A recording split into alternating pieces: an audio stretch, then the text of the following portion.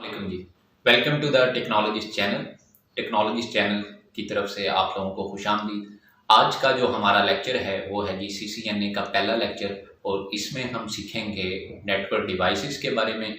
इस कोर्स के अंदर हम नेटवर्क के बारे में, नेटवर्क क्या होता है, नेटवर्क की डिफरेंट टाइप्स क्या हैं और हम किस तरह से एक अच्छा नेटवर्क बना सकते हैं, और सिस्को की तरफ से जो न्यू रिकमेंडेशन हैं हमारे पास, सिस्को का जो नया CCNA 200-301 जो सिस्को ने अभी रिसेंटली इंट्रोड्यूस करवाया है उसके बारे में हम देखेंगे। तो चलिए स्टार्ट करते हैं चैप्टर नंबर 1 सिस्को का, और इसमें हम नेटवर्क डिवाइसेस के बारे में जानेंगे। जी, तो सबसे पहले जनाब हमें जिस चीज़ की अंडरस्टैंडिंग होनी चाहिए वो बड़ा बेसिक सा एक एलिमेंट है, वो है जी नेटवर्क। सबसे पहले तो हमें मालूम होना चाहिए कि हमारे पास एक नेटवर्क जो होता है वो क्या होता है, नेटवर्क किन चीज़ों से मिलके बनता है। तो सबसे पहले आइए अंडरस्टैंड करते हैं कि what is the network. Network है क्या? नेटवर्क आप कह सकते हैं कि हमारे पास जब आप दो या दो से ज़्यादा, सिंपली दो या दो से ज़्यादा, जब आप नोड्स को आपस में कंबाइन कर देते हैं through some sort of medium, हम उसे कहते हैं कि वो एक नेटवर्क बन गया। ज़्यादा कंफ्यूज नहीं होना, दोबारा से बता दूं कि दो या दो से ज़्यादा डिवाइसेस या फिर नोड्स। अभी देखते हैं हम नोड्स क्या चीज़ है। जब हम दो या दो से ज़्यादा नोड्स को आपस में कनेक्ट कर देते हैं through some sort of medium, वो मीडियम हमारे पास या तो केबल हो सकती है, वो मीडियम हमारे पास कोई वायरलेस डिवाइस हो सकती है, वो मीडियम आपके पास कोई भी ब्लूटूथ डिवाइस हो सकती है। ठीक है, तो जब हम दो या दो से ज़्यादा डिवाइसेस को आपस में कंबाइन कर देते हैं through some sort of medium, हम उसे कहते हैं कि वो हमारे पास एक डिजिटल नेटवर्क है। इसी डेफिनेशन को हम इस तरह से भी कह सकते हैं, a computer network is a digital communication network which allow nodes to share the resources. इससे होगा क्या, मतलब कि जब हम दो या दो से ज़्यादा कंप्यूटर को आपस में कनेक्ट कर देंगे तो बिला वजह तो कनेक्ट करना नहीं है, तो पर्पस हमें गोल अटेन क्या होगा, उसे हासिल क्या होगा, उसे हासिल ये होगा कि ये हम कर क्यों रहे हैं, उस सब से हमें फ़ायदा क्या होगा। उससे फ़ायदा ये होगा कि हमारे जो रिसोर्सेज होते हैं, जो हमेशा आप आईटी के इंफ्रास्ट्रक्चर के अंदर हमेशा हमारा जो रिसोर्स होता है वो हमेशा हमें कम दिया जाता है। क्यों कम दिया जाता है? Because due to the expensive solution. हमेशा जब भी आप हार्ड डिस्क की बात करें, जब भी आप बैंडविड्थ की बात करें, जब भी आप रैम की इन शेप ऑफ स्पीड बात करें, ये सारे आपके कंप्यूटिंग के अंदर रिसोर्सेज हैं, और रिसोर्सेज हमेशा ये कंप्यूटिंग के अंदर हमें कम मिलते हैं। तो उन रिसोर्सेज को किस तरह से पूरी ऑर्गेनाइजेशन के अंदर, पूरे इंफ्रास्ट्रक्चर के अंदर किस तरह से पूरा किया जाए, उसके लिए ये नेटवर्क बनाया जाता है। यानी कि purpose of making the network क्या है हमारे पास, कि रिसोर्स की हमने शेयरिंग करवानी है। रिसोर्स की शेयरिंग करवाने के लिए ही हम एक नेटवर्क बना रहे हैं। वो इसलिए कि एक प्रिंटर है हमारे पास, उस प्रिंटर को पूरी ऑर्गेनाइजेशन जो है वो इस्तेमाल में लाना चाहती है। जिस तरह से आपको ये डायग्राम में नज़र आ रहा होगा कि हमारे पास ये, अगर हमने एक यहाँ पे प्रिंटर लगा दिया तो यहाँ पे बैठे हुए ये 3-4 लोग इस प्रिंटर को यूज़ कर सकते हैं। इसके साथ ही हमने स्कैनर लगा दिया। ये स्कैनर भी इसी तरह से जितने भी यूज़र इस नेटवर्क के साथ कनेक्टेड होंगे वो सारे के सारे यूज़र्स उस स्कैनर को यूज़ कर पाएंगे। इसी तरह से अगर हमने यहाँ पे कोई स्टोरेज सर्वर लगा दिया, ये भी हमारा एक रिसोर्स है, उसको भी सारे के सारे लोग यहाँ पे यूज़ कर पाएंगे। और यहाँ पे हमने वाईफाई राउटर लगाया हुआ है। अब ये जो राउटर के ऊपर जो इंटरनेट आ रहा है, ये आप फ़ोन पे भी यूज़ कर पाएंगे, टैबलेट पे भी यूज़ कर पाएंगे, लैपटॉप पे भी, और उस तरह से डेस्कटॉप पीसी पे भी। तो हमारे पास रिसोर्स की शेयरिंग के लिए हमेशा नेटवर्क को बनाया जाता है। और नेटवर्क होता क्या है? टू या टू से ज़्यादा जो डिवाइसेस है आपस में कंबाइन करने का जनाब नेटवर्क है। बस आपने ज़्यादा कंफ्यूज नहीं होना और ज़्यादा इसके जनाब डिटेल में अभी नहीं जाना, बाद में हम जाएंगे डिटेल में, अभी नहीं जाना। तो अब देख लेते हैं कि हमारे पास ये जो नोड्स हैं ये क्या चीज़ होती है। यहाँ पे ये जो आपने लैपटॉप लगाया हुआ है, टैबलेट लगाया हुआ है, फ़ोन लगाया हुआ है, ये वाईफाई का राउटर लगा हुआ है, ये सिंपल राउटर लगा हुआ है, ये सर्वर है, ये स्विच है, ये IP phone, PC, scanner, printer, ये तमाम की तमाम डिवाइसेस आपके पास क्या कहलाती हैं, नोड्स कहलाती हैं। हर वो डिवाइस जो कि नेटवर्क पे आने की कैपेबिलिटी रखती हो, दैट्स कॉल्ड द नोड। हमेशा हर वो चीज़ जो कि नेटवर्क के साथ कनेक्ट हो सकेगी, आप उसे कहेंगे कि वो आपके पास एक नोड है। और two or more node when connected together via some sort of medium is called the network. उम्मीद करता हूँ आप सब लोगों को समझ आ गया होगा। चलें जी, हम अब आगे देख लेते हैं कि हमारे पास आगे जाके क्या क्या चीज़ें मौजूद हैं जी।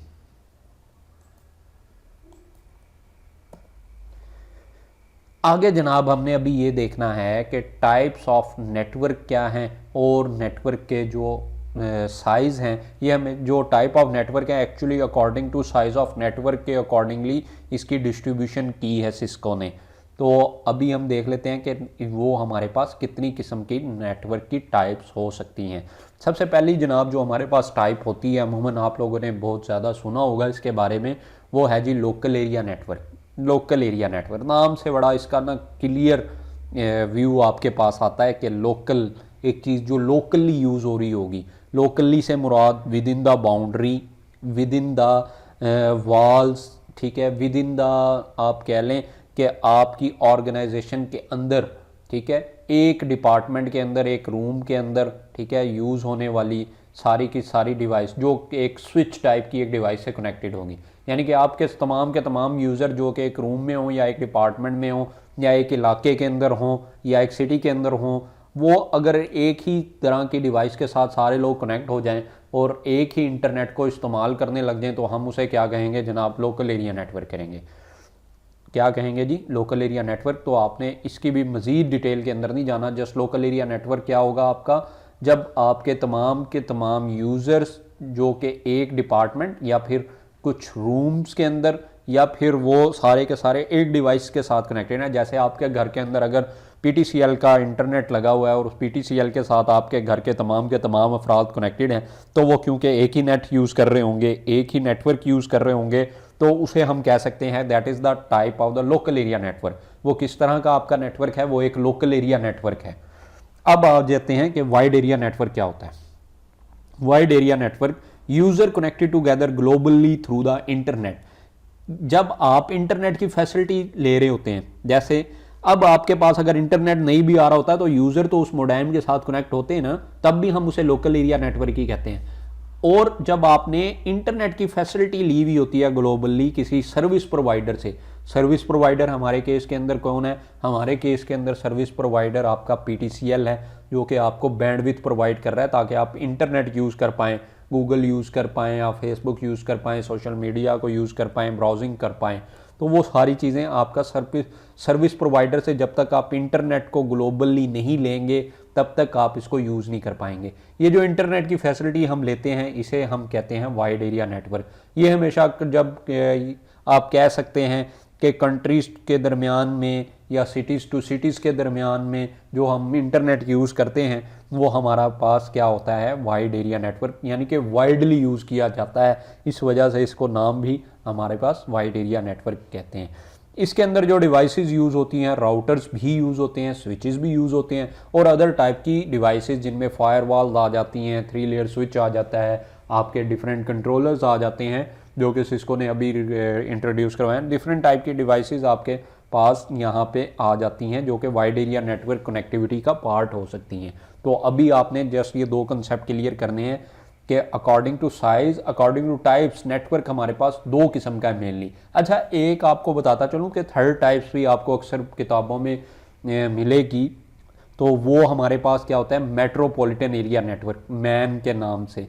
तो वो अगर आप कह लें कि लोकल एरिया नेटवर्क की एक किस्म है कि जब हमारे पास अगर आपकी एक अज्यूम कर लें कि आपकी एक इंडस्ट्री है, कोई XYZ इंडस्ट्री है और उस इंडस्ट्री की एक ब्रांच जनाब सरगोदा के अंदर है और एक ब्रांच जनाब लाहौर के अंदर है और एक ब्रांच जनाब इस्लामाबाद के अंदर है। इंडस्ट्री माशाल्लाह आपकी काफ़ी अच्छी है, अच्छी ग्रोथ है उसकी, तो अगर बुरी नज़र से बचाए तो वो जनाब आपकी 3 ब्रांचेज़ हैं, उन 3 ब्रांचेज़ के दरमियान में जो आप नेटवर्क बनाएंगे ना, वो आपका क्या कहलाएगा, मेट्रोपॉलिटन एरिया नेटवर्क कहलाएगा, मैन।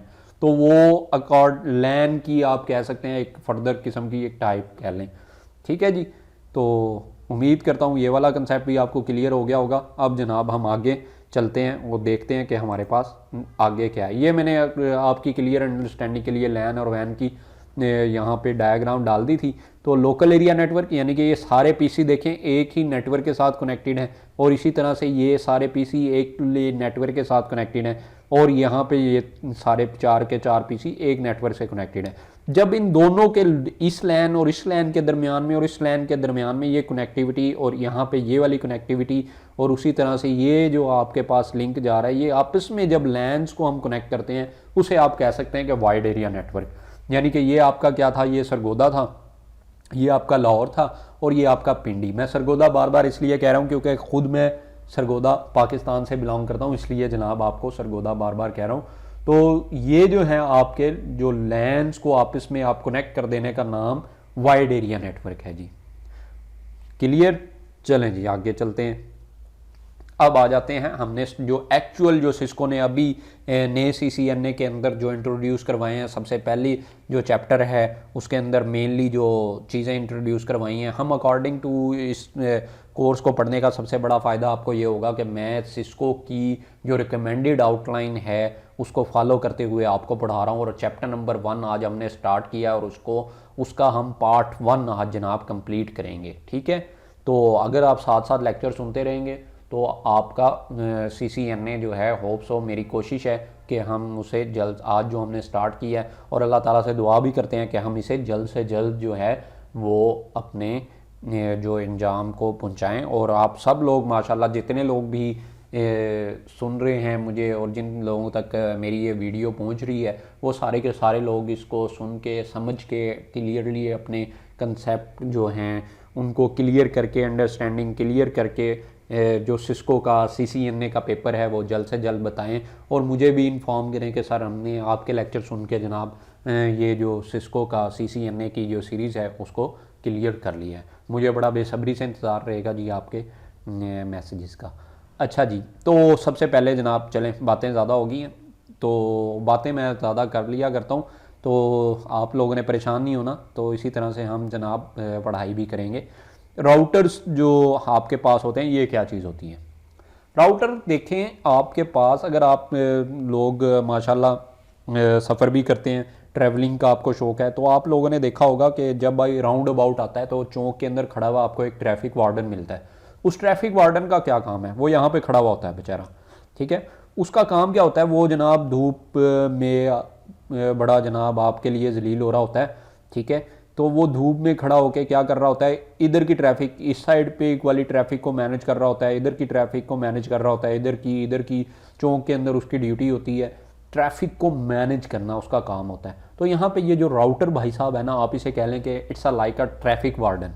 ठीक है, ट्रैफिक वार्डन खड़ा हुआ है, ये आपकी ट्रैफिक को, नेटवर्क की ट्रैफिक को, यानी कि इधर वाला नेटवर्क, ये पूरा एक नेटवर्क लगा हुआ है, इधर भी एक पूरा नेटवर्क लगा हुआ है, इधर भी पूरा एक नेटवर्क लगा हुआ है, इधर भी पूरा नेटवर्क लगा हुआ है। अगर किसी ने इस नेटवर्क से इस नेटवर्क की तरफ जाना है तो ये उसे उठा के इस नेटवर्क की तरफ, इस वाले को कहेगा कि इस नेटवर्क की तरफ जनाब आप चले जाएं। ठीक है, अगर इधर से इस नेटवर्क की तरफ जाना है तो ये उसे रोक के रखेगा कि भाई इस वाले नेटवर्क की तरफ ऑलरेडी बहुत रश हुआ है, इसलिए आप थोड़ी देर के लिए वेट करें, तो मैं आपको बताऊंगा कि कब यहाँ पे रश क्लियर हो गया, फिर मैं आपको यहाँ पे लेके जाऊंगा। ठीक है, यानी कि क्या कर रहा है वो? ट्रैफिक को, नेटवर्क की ट्रैफिक को मैनेज कर रहा है। अब नेटवर्क की ट्रैफिक के अंदर होते क्या है? आपकी जो ट्रैफिक जा रही होती है, आगे जाके हम नेक्स्ट जो हमारे चैप्टर आ रहे हैं उसमें हम पढ़ेंगे भी, वो in the form of packets जा रही होती है। आपका जो डाटा ट्रेवल कर रहा होता है वो in the form of packets travel कर रहा होता है। ठीक है, तो वो जो आपके पैकेट्स जा रहे होते हैं असल में ये उन्हीं डायरेक्शन दे रहा होता है कि आपका जो राउट है वो ये वाला है, आपका जो राउट है वो ये वाला है, और आपका जो राउट है भाई साहब वो ये वाला है। ठीक है, तो देखते हैं इसने यहाँ पे क्या डेफिनेशन लिखी है। Network devices that connect different network domains. जैसे मैंने अभी आपको बताया कि ये वाइट कलर के अंदर ये आपके पास क्या है? डिफरेंट नेटवर्क्स हैं। ये उनको क्या कर रहा होता है? कनेक्ट करवा रहा होता है डिफरेंट नेटवर्क डोमेन्स को, and routes the IP packets. IP packets को क्या करता है, राउट्स करता है, यानी कि बताता है कि आप इस साइड पे चले जाएं, आप इस साइड पे चले जाएं, आप इस साइड पे, to its correct destination. Destination जो उसकी सही डेस्टिनेशन होती है, जहां उसने जाना होता है उस तक उसे लेके जाता है। तो इन शॉर्ट राउटर का क्या काम है, एक तो राउट्स को प्रोवाइड करना आईपी पैकेट्स को, और दूसरा ट्रैफिक को मैनेज करना। ट्रैफिक के अंदर दरअसल होता क्या है, आपके आईपी पैकेट्स ही होते हैं। मोस्ट इंपॉर्टेंट बात, मोस्ट इंपॉर्टेंट बात जो आपने राउटर के हवाले से याद रखनी है, देखिए भूलिएगा ना, ये बड़ी आपको बात, इंटरव्यू जब भी आप कहीं पे नेटवर्क इंजीनियर का इंटरव्यू देने जाएंगे तो आपसे अक्सर वो पूछ लिया करते हैं। तो वो क्या पूछते हैं कि जनाब आप ये हमें बताएं कि राउटर के एक इंटरफेस के पीछे हमने जनाब क्या कर दिया है, एक यूज़र को लगा दिया, क्या यूज़र वहाँ पे लग सकता है? The answer is no. Router के हर इंटरफेस के पीछे हमेशा पूरे का पूरा नेटवर्क कनेक्ट होगा, नेटवर्क। ठीक है, तो आप लोगों ने याद रखना है, यूज़र ने हमेशा कनेक्ट होना है स्विच के साथ। जो आपका पूरे का पूरा नेटवर्क, जिसे हम लोकल एरिया नेटवर्क कह रहे थे, उसने कनेक्ट होना है इसके एक इंटरफेस के पीछे। ठीक है, अगर राउटर है उसके ऊपर 4 इंटरफेस मैं किसे कह रहा हूं कि 4 केबल्स लगाने की जगह है, तो हर केबल एक सेपरेटली एक नेटवर्क की केबल होगी। ठीक है, यानी कि 4 नेटवर्क कनेक्ट होंगे उससे, ना कि 4 डिवाइसेस, ना कि 4 नोड्स कनेक्ट होंगे। क्लियर जी? तो हमेशा याद रखना है कि each interface is use to connect the separate network. किसकी बात कर रहे हैं हम? इस राउटर की बात कर रहे हैं। और सिस्को का जो राउटर का, ये मैंने आपको साइन भी साथ साथ बना दिए, पैकेट ट्रेसर जिस सॉफ्टवेयर पे हम जनाब अपनी लैब करेंगे, तो वहाँ पे जो आपको साइन मिलेगा कि राउटर का जो साइन होगा वो ये होगा, याद रहेगा। ठीक है, नहीं याद रहता तो भाई वही वाला कि बादाम खाया करें। ठीक है जी, चलें जी आगे जनाब आपकी जो मेनली इम्पॉर्टेंट जो डिवाइस है वो है जी स्विच। ठीक है, स्विच क्या होते हैं नेटवर्क के अंदर? अक्सर आप लोग सुनते हैं कि जनाब राउटर और स्विच के अंदर क्या फ़र्क है, तो राउटर और स्विच के अंदर आज आपको फ़र्क भी क्लियर हो जाएगा। तो स्विच आपके पास क्या होते हैं, स्विचेस क्या होते हैं? नेटवर्क ऐसी नेटवर्क डिवाइस है जो आपकी लेयर 2 पे यूज़ होती है। अच्छा, राउटर कौन सी लेयर पे यूज़ होता था? लेयर 3 पे यूज़ होना है। राउटर याद रहेगा, राउटर लेयर 3 डिवाइस है और स्विच जो है वो लेयर 2 डिवाइस है। अब ये लेयर्स क्या हैं, ये आगे जाके, अभी आपने नहीं इनके बारे में टेंशन लेनी, आगे जाके हमने जनाब पूरी की पूरी लेयर्स को पढ़ना है। ठीक है, तो अभी जस्ट आप ये याद रखें कि स्विच जो है वो लेयर 2 की डिवाइस है और राउटर जो है आपके पास वो लेयर 3 की डिवाइस है। ठीक है, network device that connects 2 or more devices in one network domain, यानी कि आपने 2 पीसीज को आपस में कनेक्ट करना है, 3 पीसी को 4, 5, 6, 7, 8, 9, 10 इवन सो ऑन टू 24 या फिर 48 स्विच भी मार्केट में अवेलेबल है, 24 पोर्ट स्विच भी मार्केट में अवेलेबल है और 48। यानी कि आप एक लैब बनाना चाहते हैं और उस लैब के अंदर 24 पीसी हैं, तो आपने 24 के 24 पीसी को एक स्विच के साथ कनेक्ट कर देना है। उस स्विच के अंदर उन 24 पीसीस को लगाने की क्या होगी, जगह मौजूद होगी, केबल्स लगाने की जगह मौजूद होगी, 24 पोर्ट्स मौजूद होंगी। हर एक पीसी को आप जनाब एक अलग सेपरेटली पोर्ट पे लगा देंगे। यही वो कह रहा है कि नेटवर्क डिवाइसेस ऐसी नेटवर्क डिवाइस है that connects 2 or more devices in one network domain. एक ही नेटवर्क के अंदर आप चाहते हैं कि आपने जनाब उसको लगाना है, सारे यूज़र को एक ही नेटवर्क के अंदर कनेक्ट करना है, तो आप उससे सिंपली कुछ नहीं करना, आपने सिंपली सा आपने उसको स्विच के साथ जोड़ देना है। तो ये है जी आपका स्विच। अच्छा, तो हम कह रहे हैं कि जो स्विच है वो लेयर 2 पे काम करता है, लेकिन याद रहे आजकल मार्केट में मल्टी लेयर स्विच भी अवेलेबल हैं। मल्टी लेयर स्विच क्या होता है, या आप उसे कह सकते हैं कि लेयर 3 स्विच, L3 स्विच भी उसे बोला जाता है। ये मैंने यहाँ पे लिख भी दिया है कि what is the multi layer switch या फिर L3 लेयर 3 यानी कि स्विच। हम तो कह रहे हैं कि स्विच जो डिवाइस है वो लेयर 2 डिवाइस है, लेयर 2 पे काम करती है। तो ये लेयर 3 स्विच कौन सा होता है, या उसे मल्टी लेयर स्विच क्या है? वो लेयर 2 पे भी काम करता है बेटा, और राउटर का काम भी करता है। स्विच का काम करता ही करता है लेयर 2 का, लेकिन वो उसके साथ साथ राउटर का काम भी करता है, यानी कि लेयर 3 का काम भी कर रहा होता है। इस वजह से इसे एक मल्टी लेयर स्विच कहते हैं कि 2 लेयर्स पे काम कर रहा होता है, लेयर 2 पे भी और लेयर 3 पे भी। और इसी वजह से क्योंकि वो राउटर के तौर पे भी अपने फ़राइज़ सार अंजाम दे रहा होता है, तो उसे लेयर 3 स्विच भी कहते हैं। तो स्विच के बारे में जनाब यही कुछ है कि स्विच हमारे पास तमाम नेटवर्क की डिवाइस जिन्हें आप एक ही सिंगल नेटवर्क डोमेन पे लाना चाहते हैं, एक ही नेटवर्क का पार्ट बनाना चाहते हैं, तो आप उसे एक स्विच के साथ कनेक्ट करते चले जाते हैं। और स्विच जो मार्केट के अंदर सिस्को की तरफ से अवेलेबल हैं वो 24 पोर्ट स्विच भी आपको मिल जाता है और 48 पोर्ट स्विच भी मार्केट के अंदर आपको अवेलेबल है जी। नेक्स्ट देखते हैं क्या है हमारे पास, कौन सी डिवाइस है। नेक्स्ट जनाब हमारी बड़ी important mainly interesting device that is the firewalls. Firewalls जी, फायरवॉल्स क्या होती हैं? एंड इंट्रूजन प्रिवेंशन सिस्टम, बड़ा सारा नाम है, इंट्रूजन प्रिवेंशन सिस्टम। देखते हैं जी इस इंट्रूजन प्रिवेंशन सिस्टम्स के अंदर क्या चीज़ होती है। तो सबसे पहले देख लेते हैं फायरवॉल। फायरवॉल देखें, फायरवॉल जो है ना वो आपके पास दो तरह की होती है, ठीक है। फायरवॉल कितनी तरह की? दो तरह की होती है। एक होती है सॉफ्टवेयर बेस्ड फायरवॉल और एक होती है आपकी हार्डवेयर बेस्ड फायरवॉल। दो तरह की फायरवॉल है। सॉफ्टवेयर बेस्ड फायरवॉल के साथ अक्सर आपका वास्ता पड़ता है आपकी विंडोज़ के अंदर जी, एग्जैक्टली आपकी विंडोज़ के अंदर जो फायरवॉल मौजूद है ना वो आपकी सॉफ्टवेयर बेस्ड फायरवॉल है। वो सॉफ्टवेयर बेस्ड फायरवॉल आपको क्या कर रही होती है, वो आपका जो है ना जो जितने भी वायरसेस वगैरह आते हैं, जितने भी आपकी जो भी आप ट्रैफिक जिसको बैन करना चाहते हैं, आप उसके अंदर फ़िल्टर लगा के उस ट्रैफिक को, उस तरह के पैकेट्स को, या किसी भी आप वेबसाइट की ट्रैफिक को रोकना चाहते हैं, ब्लॉक करना चाहते हैं, किसी सॉफ्टवेयर की ट्रैफिक को ब्लॉक करना चाहते हैं, तो ये सारा काम आप सॉफ्टवेयर बेस्ड फायरवॉल से कर रहे होते हैं। ये फायरवॉल आपको वायरसेस वगैरह से बचाती है सिंपली, और कुछ नहीं करती ज़्यादातर। ये जस्ट जो है ना पैकेट्स को, जो उनके हेडर्स को देख के, ठीक है, फैसला करती है कि मैंने इसको अलाउ करना है या नहीं करना। फायरवॉल एक किस्म की एक दीवार होती है, दीवार के पार आपने जाने के लिए किसको अलाउ करना है और किसको नहीं करना, ये काम होता है फायरवॉल का। और हम बात कर रहे हैं सॉफ्टवेयर बेस्ड फायरवॉल, तो software based firewall just examine करती है पैकेट्स को, उनके हेडर्स को देखते हुए, ठीक है।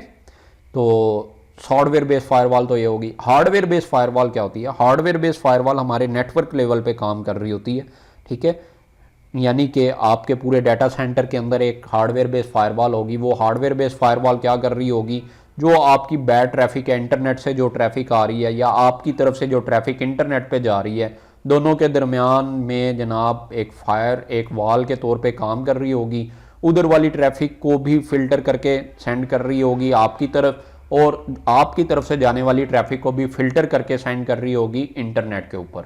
ये काम है आपका हार्डवेयर बेस्ड फायरवॉल का। लेकिन याद रहे ये आपके नेटवर्क के अंदर इंप्लीमेंट हुई होगी, जबकि आपकी सॉफ्टवेयर बेस्ड फायरवॉल ज़्यादातर आपके पास आपकी विंडोज़ के अंदर या फिर सॉफ्टवेयर बेस्ड में मौजूद होती है।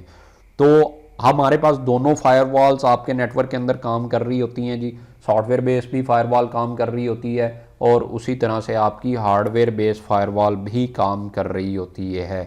तो फायरवॉल्स की उम्मीद करता हूँ आप लोगों को क्लियर अंडरस्टैंडिंग होगी कि फायरवॉल हमारे पास क्या कर रही होती है, कि आपके नेटवर्क को रिस्ट्रिक्ट कर रही होती है बैड टाइप की ट्रैफिक पे, बुरी तरह की जो आपकी ट्रैफिक है ना उसको रिस्ट्रिक्ट कर रही होती है, आपकी रिस्ट्रिक्ट कर रही होती है जी, ठीक है।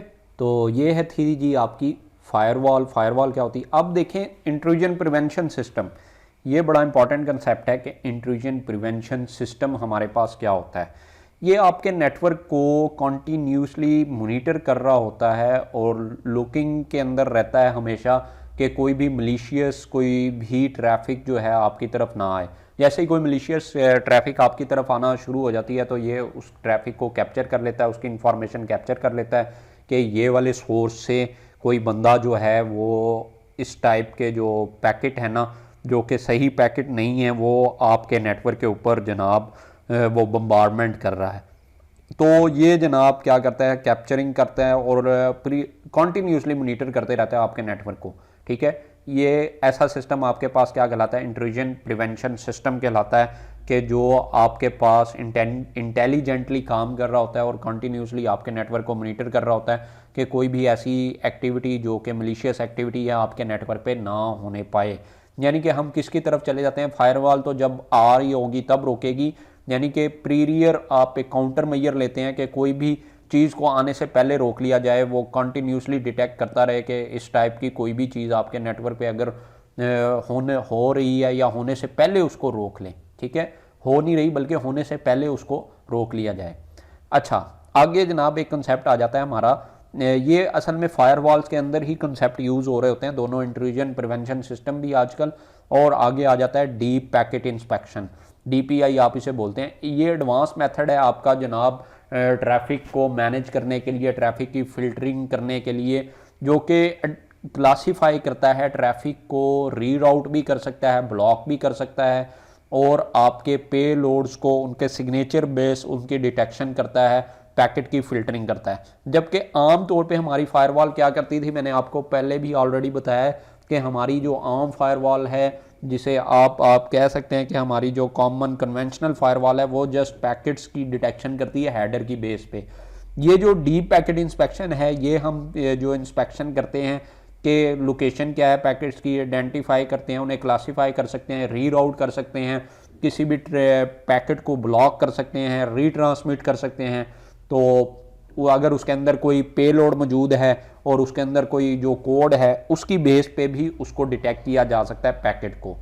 अच्छा, अब हमारे पास नया एक कंसेप्ट है, बिल्कुल नया जनाब कंसेप्ट है, जो कि अभी सिस्को की भी फायरवॉल्स के अंदर इम्प्लीमेंट होना शुरू हो गया है। इसके अलावा भी आपके पास 2-3 वेंडर मौजूद हैं। क्योंकि मैं सिस्को की सीरीज़ पढ़ा रहा हूँ, इसलिए मैं उन वेंडर्स का नाम लेते हुए अच्छा नहीं लगता, लेकिन फिर भी नाम आपको बता देता हूँ। पालो आल्टो या फिर आप फोर्टीनेट। तो पालो आल्टो, फोर्टीनेट की फायरवॉल्स के अंदर भी नेक्स्ट जनरेशन फायरवॉल आपकी मौजूद हैं। सिस्को भी नेक्स्ट जनरेशन फायरवॉल सिस्को ने भी इंट्रोड्यूस करवाई हैं अपनी, हम देखेंगे कि वो कौन कौन सी हैं आगे जाके।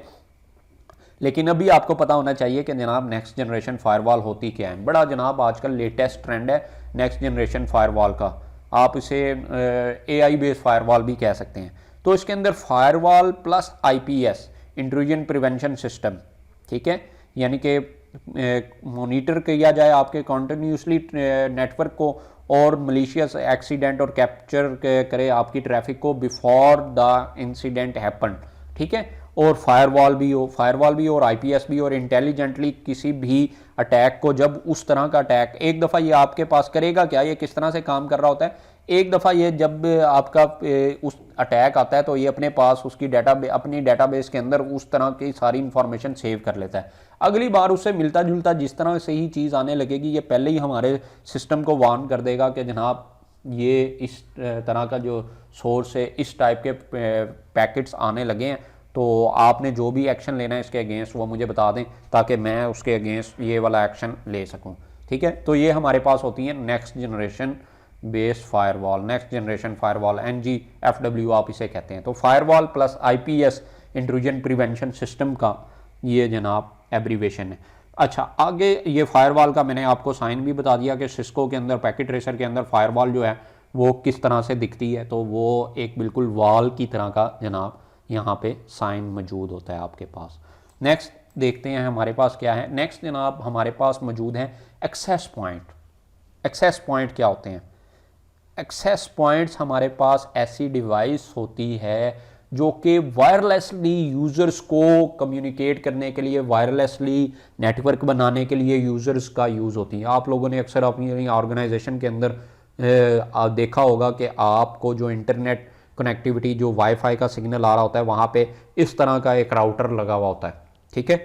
ये वाला जो राउटर जो आपको सामने दिख रहा है, ये आपको क्या देता है? वायरलेस सिग्नल देता है, और आप by giving the user name और पासवर्ड आप उस वायरलेस सिग्नल के साथ कनेक्ट हो जाते हैं, और आप क्या करते हैं? आप जनाब इंटरनेट की फैसिलिटी को एंजॉय करना शुरू कर देते हैं। सिंपल, एक्सेस पॉइंट का और कोई काम नहीं है।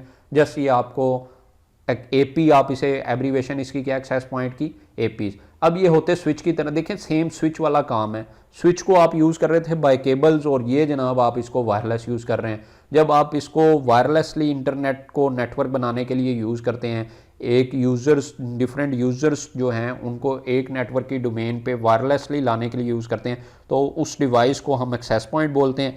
और जब आप उनको लोकल एरिया नेटवर्क के अंदर कुछ यूज़र्स को थ्रू केबल कनेक्ट करना चाह रहे होते हैं, तो हम उन्हें स्विच डिवाइस के साथ कनेक्ट करते हैं। तो इसीलिए मैंने यहाँ पे लिखा था access point is like the switches, access points are the wireless destination. ये वायरलेस डेस्टिनेशन होती है फॉर द होस्ट होस्ट हम किसे कह रहे हैं, यूज़र्स को कह रहे हैं जी, ज़्यादा कंफ्यूज नहीं होना आपने, मैंने यहाँ पे होस्ट का वर्ड यूज़ कर दिया।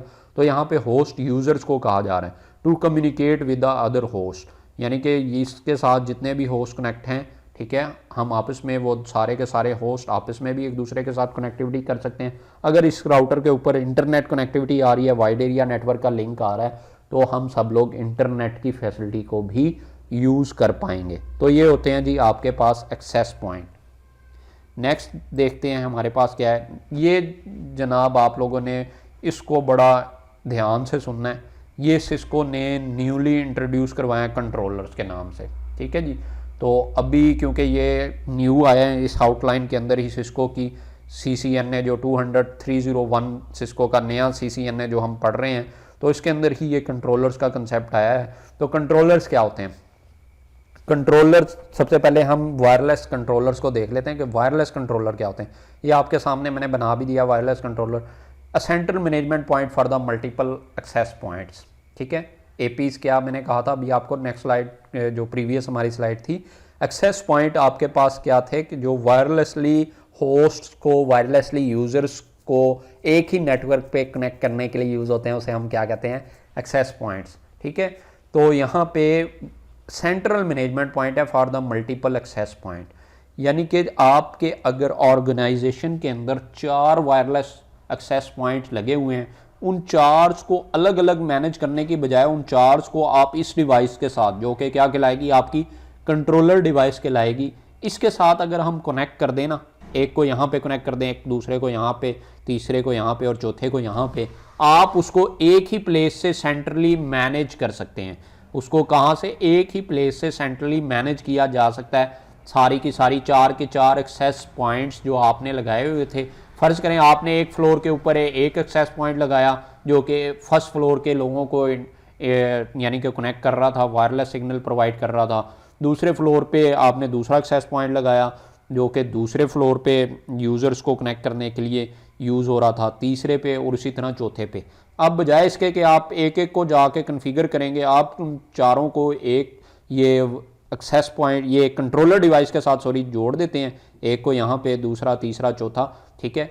और आप इसको कन्फिगर करते हैं और इसे कमांड देते हैं कि भाई क्या करो कंट्रोलर भाई साहब, मेरे जो एक्सेस पॉइंट आपके साथ कनेक्ट है ना, उन सारे एक्सेस पॉइंट्स को कन्फिगर कर दो, उनके ऊपर ये वाली पॉलिसी इंप्लीमेंट कर दो, सारे जो यूज़र्स हैं उनका जो पासवर्ड ये वाला सेट कर दो, ठीक है। जो भी पॉलिसीज आपने इन शॉर्ट कन्फिगर करनी होगी, आप इस अपने कंट्रोलर को बताएंगे, तो वो कंट्रोलर क्या करेगा, उसके साथ जितने भी एक्सेस पॉइंट्स कनेक्ट होंगे वो सारे के सारी पॉलिसी इंप्लीमेंट कर देगा उन सारे के सारे एक्सेस पॉइंट के ऊपर, और वो एक्सेस पॉइंट की पॉलिसी यूज़र्स के ऊपर अप्लाई हो जाएंगी, ठीक है। यहाँ पे ये ब्लू कलर की जो आपको नज़र आ रही होगी, यहाँ पे आप इंटरनेट कनेक्टिविटी देंगे ताकि जो भी एक्सेस पॉइंट आपके साथ यहाँ इन पोर्ट्स पे कनेक्टेड होंगे उनके पास इंटरनेट कनेक्टिविटी चली जाए।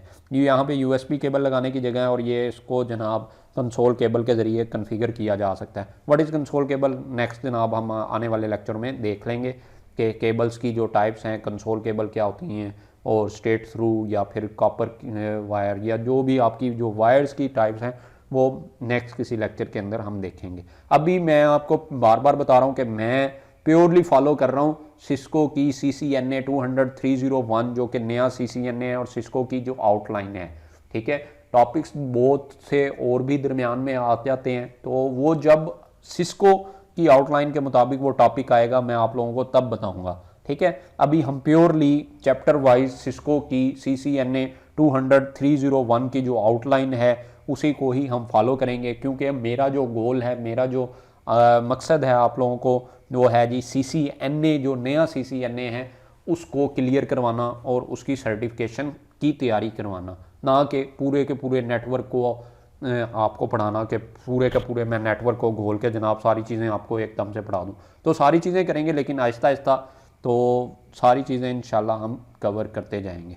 नेक्स्ट जो हमारे पास है वो है सिस्को का DNA सेंटर, वेरी इंपॉर्टेंट जी, क्योंकि सिस्को ने न्यूली इसे इंट्रोड्यूस करवाया है, ठीक है। सिस्को का DNA सेंटर भी असल में एक कंट्रोलर डिवाइस ही है।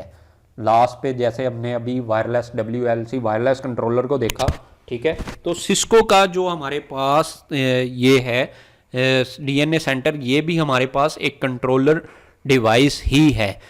अब ये करती क्या है ये डिवाइस जनाब, मैं अगर कहूँ कि सारा कुछ करती है नेटवर्क के अंदर, पूरे इंटायर नेटवर्क के अंदर सेंट्रल मैनेजमेंट पॉइंट है आपके पूरे के पूरे इंटायर नेटवर्क का, और हर चीज़ वो कर सकती है जो आप इससे काम लेना चाहते हैं। The super powerful super capable central point of management for anything on your entire network, यानी कि इतना पावरफुल है, इतना कैपेबल है कि आप इसे जो कहेंगे ये वो काम कर देगी आपके पूरे नेटवर्क पे। क्या क्या कर देगी, थोड़ा सा मैं आपको इसके बारे में ब्रीफ करता जाऊं कि जनाब अगर आप इसे चाहते हैं कि आप नेटवर्क कन्फिगर करना चाहते हैं पूरे का पूरा, आप क्या करेंगे, सारे राउटर्स को, सारे स्विचेस को, सारी चीज़ों को इसके साथ कनेक्ट कर देंगे। ठीक है, यहाँ पे आपको फ्रंट साइड पे कोई पोर्ट्स नज़र नहीं आ रही होंगी, बैक साइड पे यहाँ पे इसके ऊपर पोर्ट्स मौजूद हैं। ठीक है, आप इसके साथ कनेक्ट करते जाएंगे इनको, डिवाइसेस को अपनी, तो आप इसे कन्फिगर कर सकते हैं सारे के सारे नेटवर्क को। डिस्प्ले, अच्छा GUI इसका डिस्प्ले आपको मिल जाएगा कि कौन सी डिवाइस इस वक्त जो है वो अप है, कौन सी डिवाइस डाउन है। अगर आपने किसी डिवाइस को किसी टाइम पीरियड के लिए अप या डाउन करना है तो आप जस्ट उसके डिवाइस के ऊपर GUI आ रही होगी, वो डिवाइस उसका यानी कि ग्राफिकल यूज़र इंटरफेस आपके सामने मौजूद होगा, तो आप उसके ऊपर जस्ट क्लिक करेंगे शट और नो शट। ठीक है, पहले आपको एक CLI के अंदर जाके कमांड देनी पड़ती थी राउटर या स्विच के अंदर, अब आप क्या करेंगे, शट या नो शट, आप वहीं से उस डिवाइस को अप या डाउन कर सकेंगे। दूसरी इंपॉर्टेंट चीज़ जो सिस्को इस डीएनए सेंटर के अंदर वो लेके आया है वो है जी आपकी ऑटोमेशन। इसके ज़रिए आप ऑटोमेशन कर सकते हैं। ऑटोमेशन में क्या है कि जनाब आप चाहते हैं कि लाइक आपने VPN कॉन्फ़िगर करना है, या फिर आपने क्या करना है, आप लोगों ने रिमोट कंसोल कॉन्फ़िगर करना है, टेलनेट कॉन्फ़िगर करना है। ठीक है, कितने यूज़र्स के लिए होना चाहिए, तो आप उसका स्क्रिप्ट बनाएंगे और वो स्क्रिप्ट जो है आप बता देंगे उसे कि इतने बज के इतने मिनट पे ये स्क्रिप्ट जो है वो ऑटो लॉन्च हो जाए, ये इतनी नंबर ऑफ़ डिवाइसेस जो हैं मेरी ये ऑटो शट डाउन हो जाए, इस दिन के लिए ये वाली जो डिवाइस है वो ऑफ रहे, इस दिन के लिए ये वाली जो डिवाइसेस हैं वो ऑन रहे। तो ये सारी ऑटोमेशन भी सिस्को का डीएनए सेंटर आपको प्रोवाइड करता है। इसके अलावा एनालिटिक्स आपको कंप्लीट एनालिटिक्स प्रोवाइड करता है, यानी कि कंप्लीट लॉग प्रोवाइड करता है, कंप्लीट रिपोर्टिंग फीचर प्रोवाइड करता है। ठीक है, तो ये सारी चीज़ों के साथ आपका ये सिस्को डीएनए सेंटर जो है वो डील करता है। जो हमने पीछे कंट्रोलर देखा WLC वायरलेस लैन कंट्रोलर, WLC जो था वो वायरलेस था, यानी कि एक्सेस पॉइंट्स को आपस में जोड़ता था, जबकि ये जो सिस्को का डीएनए सेंटर है ये आपका लोकल एरिया नेटवर्क, यानी कि जो आपका लैन या फिर अब मैं कहूँ कि केबल नेटवर्क जो है उसके लिए काम कर रहा होगा। जितने राउटर, जितने स्विचेस, जितनी फायरवॉल्स, इवन के जितने भी रिसोर्स, जितने भी नोड आपके नेटवर्क के ऊपर मौजूद होंगे, सबको कॉन्फ़िगर कर रहा होगा, सबका आपको GUI डिस्प्ले दिखा रहा होगा, ऑटोमेशन प्रोवाइड कर रहा होगा, एनालिटिक्स प्रोवाइड कर रहा होगा, उनको मैनेज कर रहा होगा। इतना पावरफुल और इतना कैपेबल ये आपका सिस्को का डीएनए सेंटर जनाब सिस्को ने वेरी फर्स्ट टाइम इंट्रोड्यूस करवाया जी आप लोगों के लिए। तो आपको क्लियर अंडरस्टैंडिंग उम्मीद करता हूँ होगी। तो अभी आपसे कोई पूछे कि जनाब सिस्को का डीएनए सेंटर CCNA की 200.301 आउटलाइन के अंदर न्यू इंट्रोड्यूस हुआ है, आपको पता है वो क्या होता है, तो आप लोगों का आंसर क्या होना चाहिए, यस होना चाहिए। ठीक है जी, आगे जनाब हम देखते हैं कि हमारे पास अगली डिवाइस जो है वो क्या है। हमारे पास जनाब आगे जो डिवाइस मौजूद है वो है सर्वर्स। सर्वर्स क्या होते हैं, चलें जी सर्वर्स देखते हैं। सर्वर हमारे पास एक ऐसी डिवाइस, एक ऐसा कंप्यूटर होता है जो कि स्टोर करने के लिए, मैनेज करने के लिए, यूज़र्स के डाटा को मैनेज और स्टोर करने के लिए यूज़ होता है। अब हमारे आम कंप्यूटर और इस सर्वर कंप्यूटर के अंदर क्या फ़र्क होता है। अच्छा, ये जनाब बड़ा कॉमनली क्वेश्चन पूछा जाता है कि आम कंप्यूटर जो है वो सर्वर क्यों नहीं होता। ठीक है, तो आम कंप्यूटर और सर्वर कंप्यूटर के अंदर मेनली जो फ़र्क होता है, एक तो वो हार्डवेयर का फ़र्क होता है, और दूसरा जो वो रिसोर्सेज प्रोवाइड कर रहा होता है, जो वो सर्विसेज प्रोवाइड कर रहा होता है यूज़र्स को, उसका फ़र्क होता है। यानी कि ये आम कंप्यूटर से ज़्यादा हाई पावर इन रिसोर्सेज होता है। ठीक है, होता ये भी कंप्यूटर ही है, कोई ये इंसान का नाम नहीं है सर्वर, या असगर का भाई आपने सर्वर नहीं समझ लेना इसमें। ठीक है, तो ये कंप्यूटर है, तो कंप्यूटर है, लेकिन ये आम कंप्यूटर से रिसोर्सेज के अंदर हाई कैपेबिलिटी रखने वाला एक कंप्यूटर है, जिसकी बैंडविड्थ की कैपेबिलिटी, यानी कि उसके ऊपर अगर नेटवर्क केबल आपने कनेक्ट की है तो इसके ऊपर जो इंटरनेट कनेक्शन आ रहा होगा वो भी हाई कैपेबिलिटी का होगा। इसके ऊपर जो रैम्स आप लोग इंस्टॉल करेंगे वो रैम्स भी अच्छी खासी रैम्स हो, यानी कि स्पीड, क्योंकि इसने दूसरे यूज़र्स को फैसिलिटेट करना है, सिर्फ एक बंदे को फैसिलिटेट नहीं करना बल्कि नंबर ऑफ़ यूज़र्स को फैसिलिटेट करना है।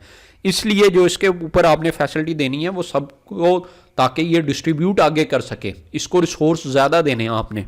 इसी तरह इसके ऊपर जो स्टोरेज की कैपेसिटी होगी वो भी ज़्यादा होगी, इसके अलावा इसकी कंप्यूटिंग कैपेसिटी भी ज़्यादा होगी, ठीक है। इसके अलावा इसकी पावर कैपेसिटी, यानी कि पावर भी इसके ऊपर डुप्लीकेट होगी, एक वापडाव आपके उसके ऊपर आ रही होगी और दूसरी आप यूपीएस के साथ भी इसे कनेक्ट करेंगे, क्योंकि आप चाहते हैं कि आपका सर्वर जो है वो 24/7 साल के 365 डेज़ वो काम करता जाए, ठीक है। तो आप चाहेंगे कि आपका सर्वर कभी ऑफ ना हो, क्योंकि हम चाहते हैं कि हमारी जो सर्विसेज हैं, जो यूज़र्स को जो सर्विसेज हैं वो विदाउट इंटरप्शन जो हैं हमें मिलती रहें। तो इस वजह से हम चाहते हैं कि हमारा जो सर्वर है वो कभी भी ऑफ ना हो। तो इसी वजह से उसे जो हमें रिसोर्सेज देने पड़ेंगे वो भी हाई इन पावर होंगे। तो ये तो था जी आपका सर्वर। और लास्ट पे जनाब हम पहुंच गए हैं पार्ट 1, चैप्टर नंबर 1, और उसका पार्ट 1 आज हमने इंशाल्लाह कंप्लीट किया है। तो लास्ट पे आखिरी हमारे पास स्लाइड रह गई है, तो उसको कंप्लीट कर लेते हैं। क्लाइंट्स सब लोगों को पता है, ये मैंने वैसे ही आपको एक दफ़ा मैंने कहा चलें, क्योंकि आउटलाइन के अकॉर्डिंगली हम चल रहे हैं, तो एक दफ़ा आप लोगों को रिवाइज भी हो जाएगी। क्लाइंट्स क्या होते हैं? क्लाइंट्स हम हैं जी, जो हम क्या कर रहे होते हैं, नेटवर्क को यूज़ कर रहे होते हैं थ्रू लैपटॉप, थ्रू कंप्यूटर, ठीक है, through mobile device, through telephone network, ठीक है। तो हम क्या कहलाएंगे? Clients. Clients are the end devices that consumes or read or generates the new data, जो न्यू डाटा जनरेट करती हैं, जो यूज़ करती हैं आपकी नेटवर्क डिवाइसेस को, वो सारे के सारे क्या होंगे?